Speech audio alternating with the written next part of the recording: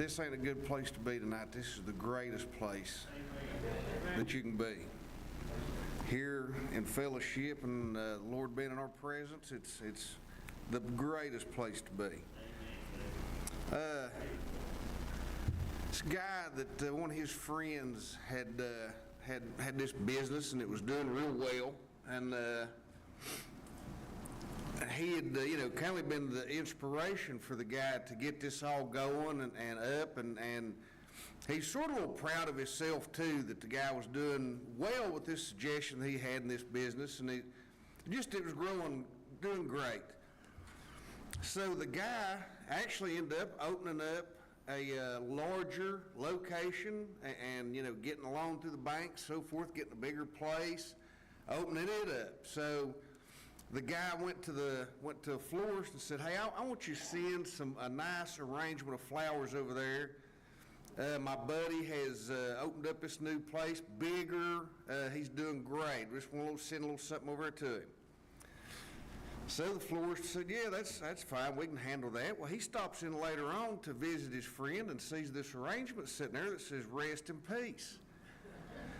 So he apologized, went to the florist. He said, "Hey, well, I gave you some money to send to my friend for this location that it's just bigger building that he's got." He said, "You send an arrangement over that says "Rest in Peace." He said, "Well, at least you wasn't a family member at a funeral day that got congratulations on your new location."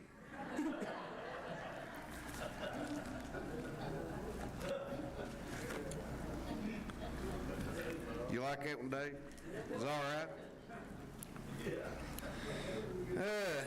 The devotion comes with a little story also, but it's James chapter 3, verse 5. "Even so the tongue is a little member and boasteth great things. Behold, how great a matter a little fire kindleth." There was this person, and the story really goes, it actually puts a gender to it, but there's really no need in that. It's 2023. We got to let up on the women. Okay, well, so I'm just going to say this person had a problem with the old story, right?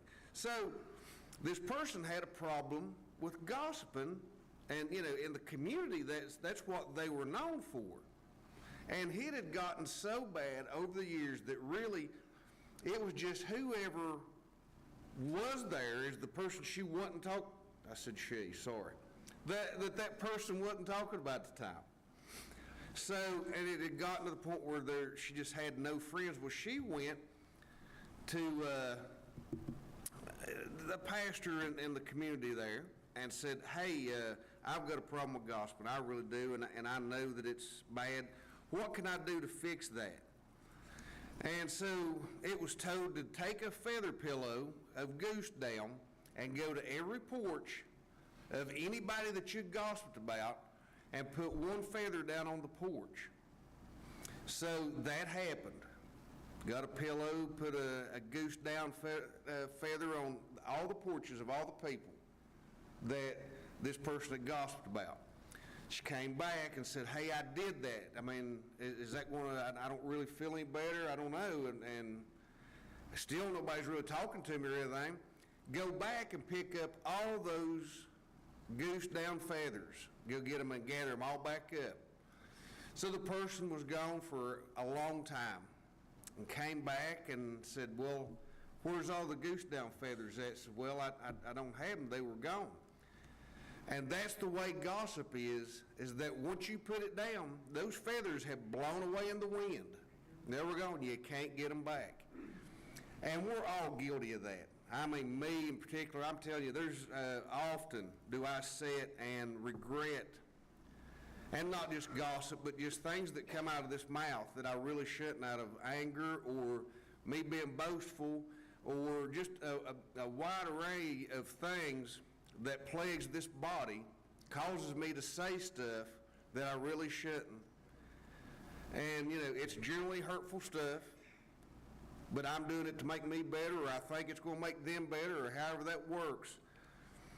And the only way we can tame that, and I'm telling you that's one of the toughest parts of it to tame, is what comes out of your mouth. It really is. if you could just be quiet sometimes and not say a word instead of saying the wrong thing. But if you do want to say the right thing, the only way that you can go about that is through prayer, meditation, ask for a little wisdom, and read your Bibles. Thank y'all.